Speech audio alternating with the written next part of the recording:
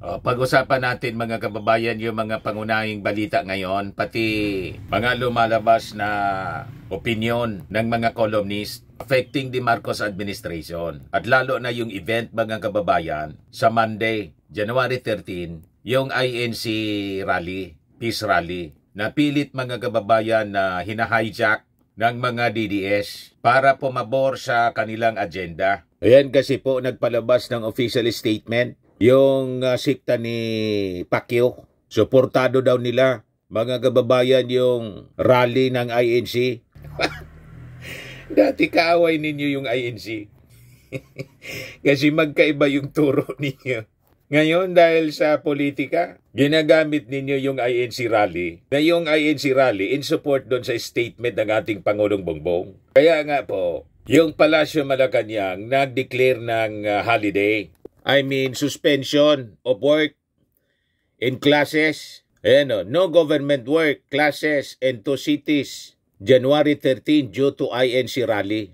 Sabi yan ng Palasyo Malacanang. O ngayon, may column dito mga kababayan sa Inquirer na gusto kong pag-usapan natin, himay-mayin natin, kasi pinalalabas mga kababayan sa column, there is a Marcos Duterte crisis. Ayan po, turmoil ahead. The Marcos Duterte crisis, naging krisis na po, naging sanhi ng kaguluhan yung Marcos at Duterte. Mali man siguro po yung inyong pananaw. Sabi natin paulit-ulit sa mga previous discussions natin kasi ito yung laging binabanggit ng mga analyst. May away daw po ang Marcos at Duterte. Wala pong away ang Marcos at Duterte. May nang-aaway lang po. Kasi po, palaaway sila. Ang Marcos po, hindi man nang-aaway kahit po nung panahon ng kanyang tatay. Si Marcos Sr. mga kababayan, wala man yung walang ugaling makipag-away. Inaaway ng mga Aquino at mga kaalyado kung ano-anong panggugulo yung ginawa sa ating bansa. Suportado ni Cardinal Sin at ng China. Kasi si Cory Aquino po, Chinese. Si Cardinal Sin, Chinese. Suportado ng mga Chinese businessmen. Makati Business Club. Yan po ang nangyari noon. At suportado ng China. Yung mga armed conflict po, rebellion, ang nag-supply po China. Kaya itong kaguluhan po ngayon, history is repeating itself. Dapat matuto tayo. Huwag tayong maniniwala na nakikipag-away yung ating Pangulo. Hindi po nakikipag-away. Inaaway lang po ang ating Pangulong Bongbong. At kailangan we have to support the President kasi siya po yung inaaway. Ang dapat na gawin natin, ikondina natin yung nang-aaway at tuldukan natin yung ginagawa ng taong palaaway. Pati yung sponsor ng taong nang-aawa, yung China. Yan po ang sponsor ng kaguluhan po ever since. Yun ang dapat maintindihan ng ating mga kababayan. Pag tayong padadala po dito sa ganitong uri ng mga pananaw, may motibo pong maitim. Malamang divide and conquer mga kababayan ang kanilang strategy. Guluhin para sila mga kababayan to make over. The same group ang nasa likod. Huwag tayong paguguyo po. But before natin pag-usapan itong mga napaka-importanting issue ng lipunan, click subscribe mo na po dito sa ating YouTube channel and hit the notification bell para lagi po kayong updated sa mga kaganapan dito sa ating bansa. Like and share na rin po ninyo ng ating video. At huwag na rin po ninyo na-skip yung ating mga commercial ads para tuloy-tuloy lang ang pag-unlad ng Bagong Pilipinas. At itong ating programa mga kababayan, atid sa inyo nitong ating mga sponsors. Firmax Firming and Lifting Cream.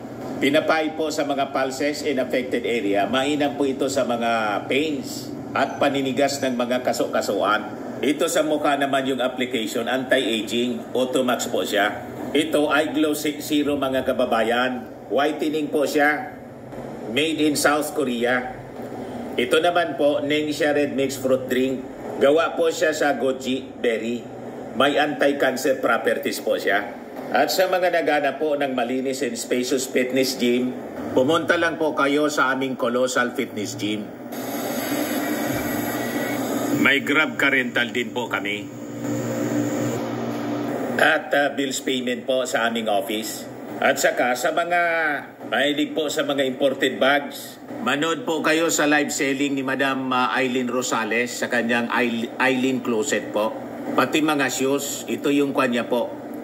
Ito yung kanyang page.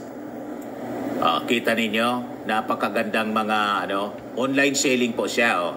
Si Madam Eileen Rosales.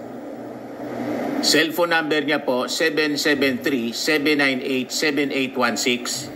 Balikan natin mga kababayan yung ating kwento. Unahin natin itong official statement ng sikta po ni Pacquiao, ni Kibuloy. Kasi ginagamit nila yung rally na gagawin po sa Monday ng INC. Manggagamit po, talagang mangga. Sila yung nag-a-accuse mga kababayan sa Marcos administration na mangga, pero sila yung totoong mangga. Advisor ni Sara Duterte na nagsabing mangga. Referring to Amy Marcos tapos kay President Bongbong Marcos. Yan pinalalabas nila, ginamit yung mga Duterte. Baliktad po eh. Ang mga Duterte ang nanggamit. Yan po yung malinaw. Nagamit po yung mga Duterte ang Marcos. Ngayon, nang hindi ipagpatuloy mga kababayan yung agenda nila, nagalit. Hindi man po pwede yung agenda nila. Pro-China yung agenda. Hindi pwede pong isacrifice ng ating Pangulong Bongbong Marcos ang sovereignty ng ating bansa. The national interest po. Yung mga pinagsasabi ni Sara na yun ang ikinagalit niya. Walang balidong base po. Kasi hindi siya nagsisilbi sa interes ng ating bansa. Kung yung agenda ng kanyang tatay, ang gusto niyang ipagpatuloy ng ating Pangulong Bongbong Marcos, that is a no-no sa ating Pangulo. And it is, approve ng majority ng ating mga kababayan. Galit yung ating mga kababayan sa ginagawa ng China sa atin. Kaya yung mga politicians, mga kababayan na pro-China, sad-sad sila sa survey ngayon. Kasi na-educate na yung ating mga mamamayang Filipino. O ngayon, ito yung official statement ng Kingdom of Jesus Christ, KOJC ni Pacquiao. Yan may official statement sila. Pinalabas kahapon, sabi dito, Pastor Apollo C. Kibuloy in the Kingdom of Jesus Christ are praying and imploring the guidance of Almighty God for the massive INC rally at Quirino Grandstand and similar rallies across the nation attended by millions of their membership and other civil and religious groups and organizations. Suportado daw nila kasi ang perception ng mga DDS po, ang agenda nila gamitin yung INC rally para isulong yung agenda ni Sara. Walang ganon. Sinupalpal na ng mga taga-INC po yung re-replay natin na statement ng anchorman ng Net25. Ito anya na national rally. National Rally for Peace. Hindi pwede dito na isigaw yung Marcos resign or in support sa Duterte. Walang ganyan. Kung gustoan niya ninyo, magsarili kayo. Gumawa kayo ng sarili niyong rally. Pero matigas ang ulo ng sikta, mga kababayan ni Kibuloy. Gusto nilang gamitin ito. They want to hijack just like the DDS. They want to hijack the rally at palabasin anti-Marcos ito. And pro-Duterte, pro-Sara rally. Hindi man po ganon. Yan ang motibo nila, mga kababayan, sa pagpalabas nitong official statement. Kaya basagin natin po ngayon. The KOJC prays for the enlightenment and discernment of peace and unity of the Filipino nation. Kung yan ang intensyon ninyo, peace and unity, ang ipanalangin po ninyo si Kibuloy mismo. Ipanalangin ninyo yung sarili ninyo. Kasi walang peace and unity na isinusulong po.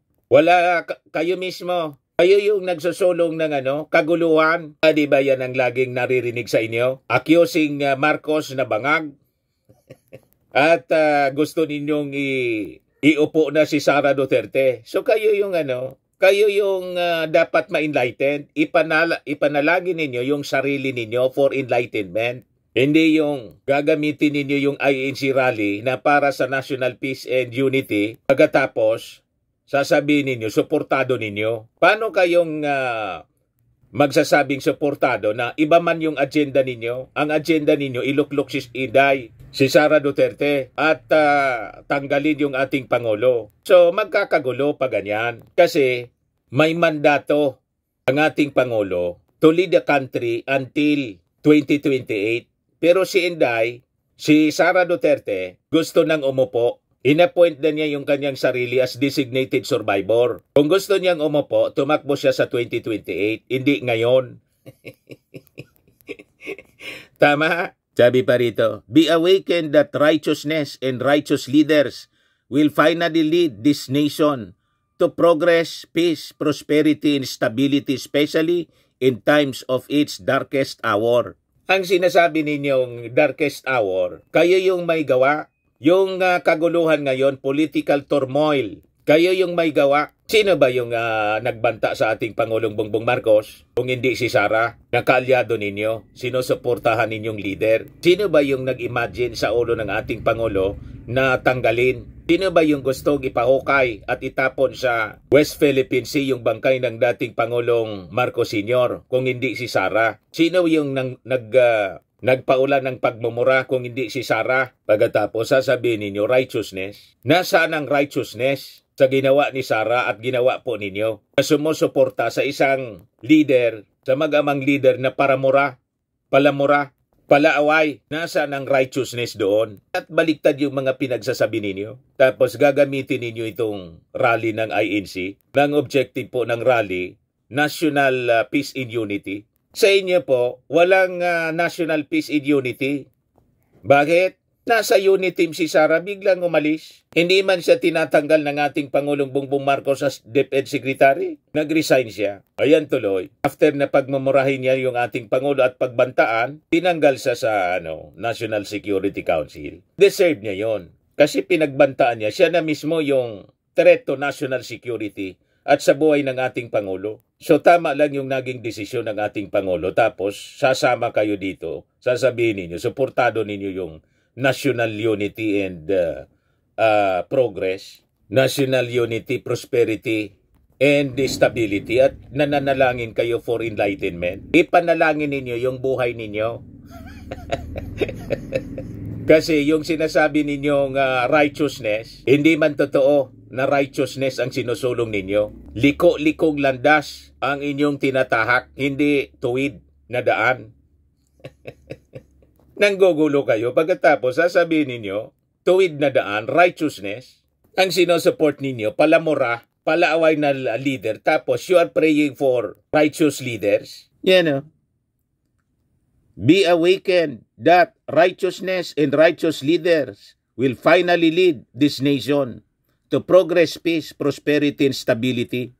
Lahat baliktad po yung pinagsasabi ninyo. Gusto ninyong righteous leaders na sinasabi dito sa official statement, pero ang sinusupport ninyo, gusto ninyong iupo ang tulad ni Inday na nagbanta sa buhay ng ating Pangulo. Paanong naging righteous ang isang tulad ni Sara Duterte at ni Digong? Kaya nga tambak ang kaso nilang kakaharapin po. 3 impeachment case. Tapos may nirecommend na crimes against humanity. Paano naging righteous ang ganyang uri ng leader? You see, huwag kami mga taga-kingdom. O ngayon, with the suspension mga kababayan, pinapakita lang dito ng Palasyo Malacanang, gusto nilang i-support ang agenda ng INC. Kasi ito pong agenda ng INC, in support po itong prayer rally, in support doon sa naging stand ng ating Pangulo laban sa impeachment case. Hindi sinusupport po ng ating Pangulo yung final na 3 impeachment cases laban kay Sara Duterte kahit siya pinagbantaan at openly gusto siyang tanggalin sa pagkapangulo. Pero hindi pa rin niya sinusupport ang impeachment case. You see? Yan ang leader na enlightened. Yan ang leader na righteous. Tuwid po. Kahit inaaway, hindi nakikipag-away. Kaya, kung ang gusto ninyong ipanalangin, magkaroon tayo ng righteous leader, may righteous leader na po tayo. Si PBBM. Pero yung righteous leader, gusto ninyong palitan ng tulad ni Sara at ni Digong na malabo na righteous ang description sa kanila.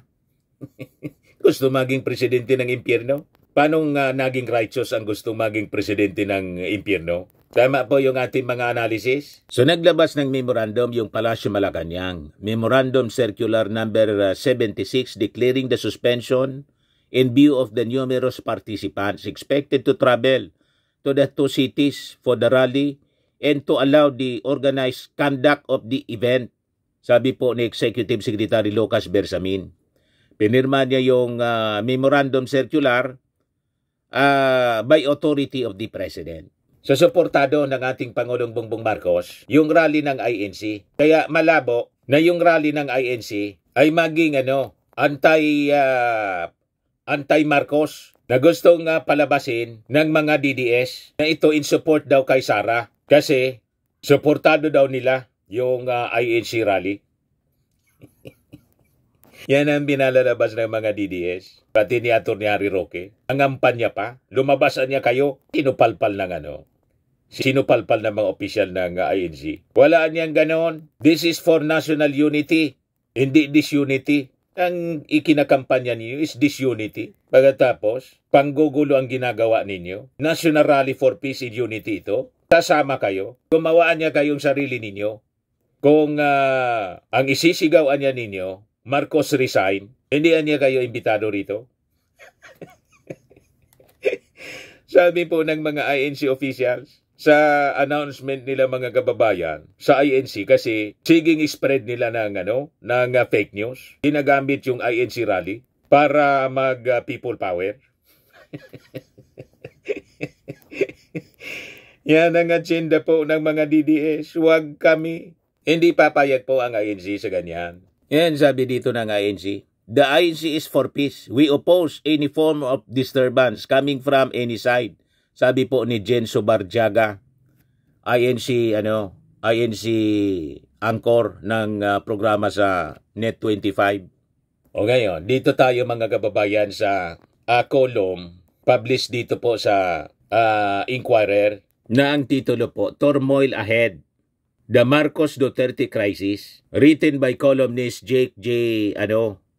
Madiraso. Sa pag-usapan natin, titulo pa lang po, disagreed na tayo. Disagree. Kasi po, kung may kaguluhan na nangyayari at sa mga darating na araw, magkagulo po, walang kinalaman po yung Marcos. So hindi pwedeng tawagin na Marcos Duterte crisis yung turmoil. Just like mga kababayan nung panahon ng tatay ng ating Pangulo, hindi po sanhi ng kaguluhan yung Marcos Sr. Kung nagmarsyalo, and in fact, nung magmarsyalo po, tahimik sa Pilipinas. Bakit po nagmarsyalo? Nagmarsyalo kasi may nanggulo. Yan po yung rason. Ang nanggulo po, yung mga Aquino. Gusto nila, mga kababayan, na sila yung pumalit.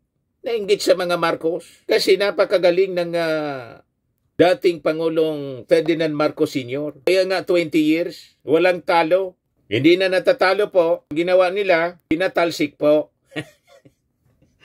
Yon, gano'n na narrative ang kanilang binubuo ngayon, mga kababayan. Pinalalabas ng mga Duterte na may same pattern niya. Gusto niya na mag-perpetuate sa poder yung Marcos. Ayaw na anyang umalis. Paano aalis yung ating Pangulo? Nangangalahati pa lang. Papaalisin na ninyo. Ang term of office ng ating Pangulo will end sa 2028. Ngayon, 2028, pwedeng kumandidato kahit sino ang gusto ninyong kumandidato. Gusto ni Sara na magpresidente, di kumandidato siya pagkapangulo. Huwag siyang magalit kay Martin Romualdez kung lumaban pagkapangulo. Kasi karapatan ng sino man na tumakbo. Kung matalo si Martin, wala na kayong paki. Problema na yun ni Martin. Tama? Kasi lagi pong sinasabi ni Sara, hindi ka niya mananalo. Bakit ka nagagalit? Hindi naman pala mananalo sa paniwala ninyo. Tama? Pag ganyan po, that is a sign of insecurity. Kasi masyado kayong nagnanasa. In fact, mga kababayan, ang sobrang pagnanasa, the last, yan ang cause po ng conflict, ng away. Biblical po yan. Kaya sila nanggugulo kahit nung panahon. Nagnasa yung mga Aquino na sila na rin, mga kababayan, na dapat mamuno. Kaya inawa yung Marcos Sr. Kasi hindi na matalo-talo sa eleksyon. Ganon din ngayon mga kababayan. Yan yung perception nila. Pag pinabueloan niya natin yung Marcos, si Marcos Jr., ganon din ang mangyayari. Kasi magaling yung Marcos eh. Kaya sinisiraan nila lahat ng programa, including yung AKAP. Kasi ginagamit yung AKAP para sa politika. Di ba ganon? Pinagnanasaan nila, mga kababayan, yung posisyon. The last, because of passions and lust. Sabi yan sa Bible. Bakit may conflict, may gera? Malinaw. King James Bible. Sabi sa James chapter 4 verse 1. From whence come wars and fightings among you? Come they not hence, even of your lust that war in your members? New King James Version, mas maintindihan natin. Where the wars and fights come from among you, though they not come from your desires for pleasures that war in your members. Yung maupo pa nung presidente, pleasurable. Kaya ayaw na nilang patapusin yung ating Pangulong Bongbong Marcos. Nasarapan, mga kababayan. Nasarapan masyado sila. Ayaw nang patapusin. Kaya inaaway po yung Marcos. Hindi po nang-away ang Marcos. Inaaway po sila. Kaya mali itong kolom po, itama natin. Itong sinasabi po ni Jake Madirasong turmoil ahead, the Marcos Duterte crisis. Kung baga may crisis po, hindi ang Marcos ang cause, Duterte lang po. Yan ang ibig nating ipaliwanag, mga kababayan. Kasi yung Marcos po, suportado nga ng Marcos po yung INC rally for peace and unity. Di ba? O bakit daw magrarally yung INC? In support sa Marcos stand na wag nang i-impeach si Sara Duterte. O di ba? Ayaw ng kaguluhan po ng ating Pangulong Bongbong Marcos. Nang sabihin ni Sara na we reach a point of no return. Sabi ng ating Pangulo, never say never. Ibig sabihin, open sa reconciliation yung ating Pangulong Bongbong Marcos. Pero siyempre, nasugatan na po yung mga supporters niya. Mahirap na po ngayong panahon ang reconciliation. There is time for everything po. Ang sugat, hindi man pwede pong manghilom na maghilom po ng pag may sugat ka ngayon, bukas, hilom na. Hindi po, it will take time. There is a time for healing. In everything, there is a season in time. A time for peace, in a time of war. A time to embrace, in a time to refrain from embracing. May panahon diyan. Ngayon, panahon muna na dumistansya tayo kasi may banta. Pinagbantaan yung ating Pangulo. Kaya tinanggal ng ating Pangulo si Sara sa Kasidigong sa National Security Council. May nanggugulo po eh. Yes, sabi dito sa analysis po ni Jake, a few months before the upcoming May election the Philippine political landscape is fraught with turmoil, rife with allegations and accusations that paint a harrowing picture of governance under President Ferdinand Bongbong Marcos Jr. and Vice President Sara Duterte. What is becoming increasingly apparent is a dangerous fusion of power dynamics and vicious propaganda that threaten to undermine the very tenets of democracy in our nation. Yung propaganda po, galing man lang po sa sa kampo ng mga Duterte. Yung kampo ng Marcos po, wala mang propaganda. Ang maririnig po ninyo sa kampo ng mga Marcos, halimbawa galing sa akin, supporting the President. Hindi po ito propaganda. This is, mga kababayan, a statement of facts. Kinikwento ko sa inyo kung anong totoo. Tinatama natin yung mali. Kasi hindi man po natin pwedeng paintulutan na salita sila ng salita ng kung ano-anong mga kasinungalingan. Hindi natin sasagutin. We just counter the propaganda. Kasi pag hindi po, mamamayani po ang kanilang kasamaan, ang kanilang kasinungalingan. Kawawa yung publiko. Matutulad po noong nakaraang panahon na nagtagumpay yung mga dilawan sa matinding propaganda po. Siniraan yung mga Marcos. So itong kolom na to, mali kasi po ang kanilang pananaw. Gusto nating itama kung may kaguluhan po na nangyayari.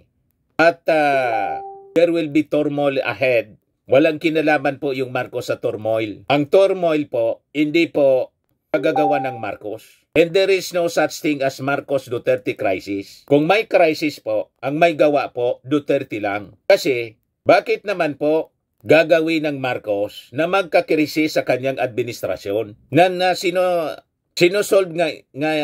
Sinosolve nga po niya yung mga problema, yung kaguluhan, yung hindi pagkakasinundo, kahit siya pinagbantaan na, open pa rin siya for peace and reconciliation. May nanggugulo. Kaya kung magkagulo dito sa ating bansa, it is not because of Marcos. It is because of the groups na nanggugulo po. Bakit nanggugulo? Because of lust for power. Yan ang sabi sa Bible. For whence come wars and fightings among you? Come they not hence even of your lust that war in your members? The lust, pagnanasa. Nagnanasa kasi po ng hindi kanya. Ang Palasyo Malacanang, ang presidente po, ang nakaupo sa Palasyo Malacanang, si PBBM, siya yung ating ibinoto. Si Sara Duterte, binoto natin vice-presidente. So maghintay dapat ang mga Duterte na matapos ang turno ng ating Pangulo sa 2028. Pag 2028, ang dapat niyang gawin, kumandidato siya. Hindi yung magnasa siya, i-appoint niya yung sarili niya. As designated survivor, gusto nang i-take over yung Panguluhan. Yun ang mali. Nagnanasa ng hindi kanya. Di sana, kung gusto mong magpresidente sana, kuminandidato ka na noong 2022, nilabanan mo na si Marcos, si PBBM, o si BBM. Yun naman yung paniwala ninyo na panalo kayo. Panalo pala kayo, hindi man kayo kumandidato. Tapos sasabihin ninyo, mangga. O diba? Yan ang mali po eh. O ngayon, nanggugulo. Tapos sinasabi nitong analyst, may away daw. Walang away. May nangaaway lang. Pero until today, hindi nakikipag-away yung ating Pangulo. Focus lang po siya sa trabaho. Sasabi dito sa column, Marcos' leadership is arguably under siege, characterized by a perception of inability to assert authority in direction amidst a cacophony of dissent. Accusations against First Lady Lisa Marcos have surfaced alleging blatant abuse of power in certain government positions. Yan, mga aligasyon man lang po. Wala mang ebidensya. Lahat lang po paninira sa First Lady. Yung mga naninira, yung mga vloggers man lang po ng mga Duterte na dating supporter ng ating Pangulong Bongbong Marcos, hindi na pagbigyan, ito, walang tigil sa paninira. Baseless po yung mga accusations nila. Ano man yung abuse of power, sino ba yung inabuso ng ating Pangulong Bongbong Marcos at ni Lisa Marcos? Wala man silang inabuso. Furthermore, rumors of corruptions within the House of Representatives are swirling, particularly the timely presidential veto of 194 billion projects in the 2025 GAA. Wala man pong corruption. Unang-una, paano magka-corruption sa isang budget na hindi pa man po ginagamit? Di ba? Nagsisimula pa lang ng taon, may corruption na. Ang may corruption po, yung confidential funds na iniimbestiga po. Yun ang may corruption. Consummated na eh. Nagamit na. Pero yung 2025 budget, paano nagka-corruption? Hindi pa man ginagamit. Nagsisimula pa lang yung taon. Naintindihan na ninyo? Kaya mali-mali itong mga sinulat po ni columnist Jake Madiraso ng Inquirer. Walang base po. Haka-haka. Walang korupsyon. Kasi imposible magka-korupsyon sa isang budget na hindi pa ginagamit. Yung AKAP, sabi nila, puno ng korupsyon. Paano nagka-korupsyon ang AKAP for 2025? Di pa naman dinidistribute. Nasa budget pa po. O ngayon, kung may base kayo ng korupsyon, yung AKAP, yung previous na ibinigay, mag-present kayo ng ebidensya. Kasi po, ang nag-distribute, DSWD, hindi man po Congress. Ang Congress po, may power of the purse na mag-allocate ng budget, mag-approve ng budget. Hindi man sila po yung nag-distribute ng AKAP. Pero yung author ng AKAP po, si Martin Romualdez, kasi gusto niya, yung mga kapos ang kita, kumita man ng tama. Ma-subsidize po. At hindi lang ito ginagawa dito sa ating bansa. Other countries, even first world countries, like America, Belgium, Switzerland, the Netherlands, Australia, Canada, may akap po sila. May subsidy sa kapos ang kita. Ang tawag nila basic universal basic income. Sa Hong Kong mayroon. So paano mali yung akap? Ginawa nga sa ibang bansa, pasalamat nga tayo may nakaisip ng akap. Hindi kasi mga Duterte yung nakaisip, kaya galit sila. Hindi sila yung bibigyan ng credit, pagbigay ng akap sa mga mamamayan, kaya nagagalit sila. Kaya mali itong kwento rito. There were also published accusations against legislators using AKAP in AIX programs in political campaigns that somehow eroded, to a certain extent, the people's faith in their representatives. DSWD denied this allegation, citing careful scrutiny and identification of all 5 million AKAP beneficiaries plus millions more individuals in families in AIX. Na-insecure lang po sila, mga kababayan. Ang Congress po, may oversight power. Sila yung nag-approve ng budget. Gusto nila na makita personal kung tama yung distribution ng DSWD. Pero ngayon po, nagsabi na yung DSWD. Kasi baka magamit sa eleksyon, tama din. Bawal sa mga kandidato na makita sa mga areas kung saan nagdi-distribute ng akap. O di ayos na baga. So ano pa ang problema ninyo? So sabi pa rito sa column, these ongoing scandals intertwine ominously with 3 or 4 of impeachment complaints against VP Sara Duterte, accusing her of graft, incompetence, in amassing illegal wealth while in office. O ito po, may base po kasi may investigasyon ng ginawa yung committee at nakita po na ang daming mga recipients po na multo. Kasama sa multo, mga kababayan, si Mary Grace Piatos. Walang birth certificate po. Saka si Kokoy Villamin at Nova Tempora. Marami pang iba, mga fictitious names. Yun po, confirmed, verified po ng Philippine Statistics Authority. Sinertify nila na mga non-existent po. Walang birth certificate. Peke. Pero yung sa AKA po, it is unfair na sabihin may anomalya. Sabi po ni Bicol Congressman Saldico, ito anyang AKAP, zero corruption. Hindi tulad ng confidential fund. Kasi direktaan niyang binibigay sa mga beneficiaries. At yung beneficiaries po, real beneficiaries, nakikita po, transparent yung distribution, publiko po mismo ang nakakakita. Kasi nakikita ninyo yung distribution, well documented po. At DSWD ang nagsasagawa ng distribution. Hindi po mismo yung mga congressman. Kaya yung mga aligasyon laban sa mga congressman ng korupsyon in relation to AKAP distribution po, walang katotohanan, propaganda po, paninira man lang po ng kampo ng mga Duterte. So tandaan po natin, itong sinasabing turmoil o kaguluhan, kung may kaguluhan kayong nakikita, walang kinalaman po yung Marcos. Duterte po ang author ng kaguluhan. Kung may away po, hindi po Marcos ang nangaaway. Duterte po yung nangaaway. Kaya walang Marcos Duterteng away. May nangaaway lang po sa Marcos. Malinaw na.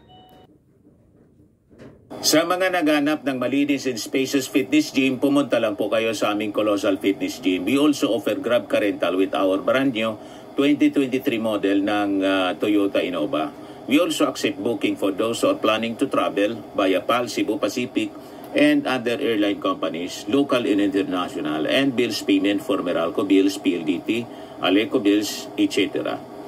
Ang Colossal Fitness Gym is located at 3rd floor Security Bank Building, Landco Business Park, Legazpi City, Albay. For inquiries, look for Chilon Maravillas. Contact number 0966-802-0949. Yan yung aming Innova. Lagi na pong matao sa amin.